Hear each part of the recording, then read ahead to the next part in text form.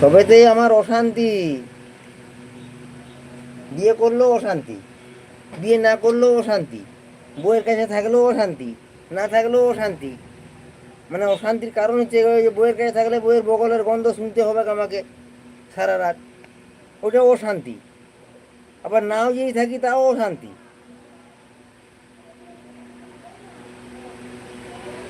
দোকানে রোজগার হলে হলেও অশান্তি, আবার রোজগার যদি না হয় তাও অশান্তি।